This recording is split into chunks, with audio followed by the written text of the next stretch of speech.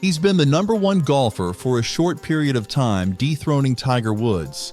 How did David Duval do it? Let's take a look at how he went from rising star to world #1.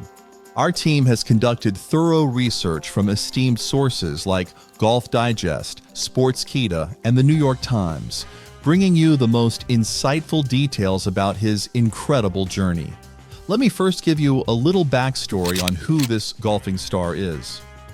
Born in Jacksonville, Florida, David Duval's rise to golfing prominence wasn't easy. Duval faced personal challenges, including the death of his brother, but those hardships only seemed to fuel his determination. By the time he hit the PGA Tour in the early 90s, he was already a force to be reckoned with, earning a reputation for his deadly accurate driving and calm demeanor under pressure. Growing up, Duval was the prodigal son of golfer Bob Duval, who had success on the Champions Tour. During his time as a Georgia Tech University student-athlete, Duval enjoyed a stellar junior golf career. Duval won 2 ACC Player of the Year awards and was nominated to the first-team All-American 4 times during his career at Georgia Tech. Before his game faded away, David Duval was a top player on the planet. In 1999, he even held the #1 spot in the official World Golf Rankings. Duval, following in the footsteps of Ralph Guldahl and Ian Baker Finch, was unable to maintain his elite level of play. Inconsistent injuries that altered his swing were the main culprit, while waning self-assurance played a role as well. Although Duval had a handful of second-place finishes later on, he started giving supporters signs of improvement in 2006. In 1993, he became a professional golfer. He played for a few seasons on the nationwide tour before getting a PGA Tour card in 1995. While it took some time for Duval to register his first win, he eventually did it, going on to go 4-0 and earn a spot on the 1996 President's Cup squad. Duval's 1998 season was his breakthrough. He won 4 events and finished first in tour money and score. Duval was the world #1 for a brief time between 1997 and 2001, winning 13 times during that time. His one major victory was in the 2001 British Open. He shot 59 in the final round of the 1999 Bob Hope Chrysler Classic, one of the greatest rounds in golf history, and rallied from behind to win the tournament. However, at the end of 2003, he had pulled off of the PGA Tour, having fallen to 80th place on the money list in 2002 and 211th place the previous year. For 8 months he refrained, only coming back for the 2004 US Open. A lot of back and forth in the 1980s occurred since nobody could agree on what was causing Duval's issues. The reasons, according to Duval, were both physical, he had to change his swing to cope with back problems, and mental, he had lost faith in himself when his performance declined. After finishing in a distant second place at the 2009 US Open and the 2010 Atant Pebble Beach National Pro-Am, Duval did manage to occasionally get into the hunt. By year's end 2010, Duval had amassed sufficient funds to retain his tour card, circumventing the need to seek exemptions or undergo Q school. Despite not having a victory since 2001, Duval persisted in his pursuit of consistency, but the 2009-2010 upturn that showed promise never materialized. As of 2014, Duval was no longer a member of the PGA Tour. So how exactly did he dominate the golfing world in the 90s? Between 1997 and 1999, David Duval was nearly unstoppable. He racked up 13 PGA Tour wins, including a streak of 3 wins in just 3 starts in 1999. But what really cemented Duval as one of the greats was his historic round at the 1999 Bob Hope Chrysler Classic. Duval shot a record-tying 59 during the final round of the Bob Hope Chrysler Classic, an achievement few golfers in history have ever reached. That incredible round lifted him to victory, making Duval only the 3rd golfer at the time to shoot under 60 in a tour event. It was a moment that will forever be remembered in golf history. Duval was successful with his approach shots 9 times in the round, all within 6 feet.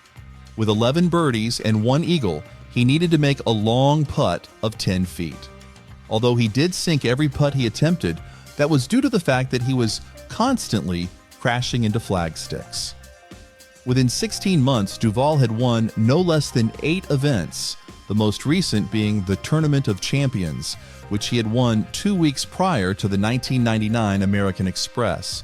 Duval won 4 tournaments leading up to the Masters, and the 59 in victory propelled him to number 1 in the world, surpassing Tiger Woods. He was on fire that night, and the 59 reflected that. It was absolutely incredible golf by Adam Hadwin, who fired 59 in the 3rd round of the 2017 competition at La Quinta Country Club. At a time when Bob Hope and other prominent figures were withdrawing from the Desert Tournament, Duval's 59 became its entire essence.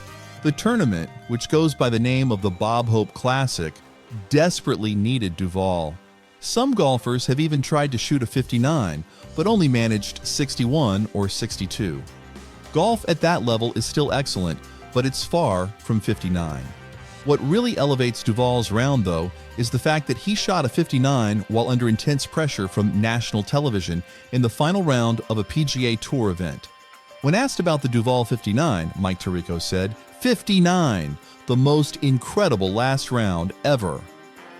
While Duval's 59 has been matched and even eclipsed on the PGA Tour in the past quarter of a century, it will always hold a special position in the annals of the American Express. Much like Geiberger's 1977 round, we can't miss his showdown with Tiger Woods. One of the most talked about aspects of the 1999 Masters was the potential duel between Tiger Woods and David Duval. While still in the process of refining his new swing, Woods, who won his maiden green jacket in 1997 by a record 12 strokes and tied for 7th place in 1998, remained a formidable candidate. His 8 starts leading up to the Masters had 6 top 10 finishes, including the Buick Invitational, which he won, and the Nissan Open, where he tied for 2nd. The apparent favorite, though, was Duval. He had an incredible streak going, winning 11 of his 34 races. Before the Masters, he had already won the Players' Championship and his first 2 starts. His second victory of the year came in the Bob Hope Chrysler Classic, when he closed with a 59. His first 2 starts of the year were both victories. Duval topped the global rankings, while Woods was ranked 2nd. However, the battle scheduled for Sunday never happened. Woods shot 72 to 72, 70 to 75 to finish with a 1/289 and tie for 18th place. He never threatened. In the first round, he made a triple bogey 8, in the second round, a double bogey 5, and in the third round, he accomplished something he had never done in the Masters before. He made 3 consecutive bogeys. His final round score of 75 put him 9 strokes behind Jose Maria Olazabal, who won her second green jacket after he had been 5 shots off the lead going into the round. "I hit a lot of ugly ones and a lot of great shots," Woods added. "I simply failed to convert many opportunities or make the putts." Despite a shaky performance at the Masters, Woods had a banner 1999 overall. The PGA Championship was his second major championship win among his 9 victories. In 1999, he won 8 out of his last 12 races. For a time, David Duval ruled the golf world, and his story is one of resilience, talent, and unshakable determination. If you enjoyed this look into Duval's fascinating career and want to stay updated on more golf legends, stories, and insights, make sure to hit that subscribe button.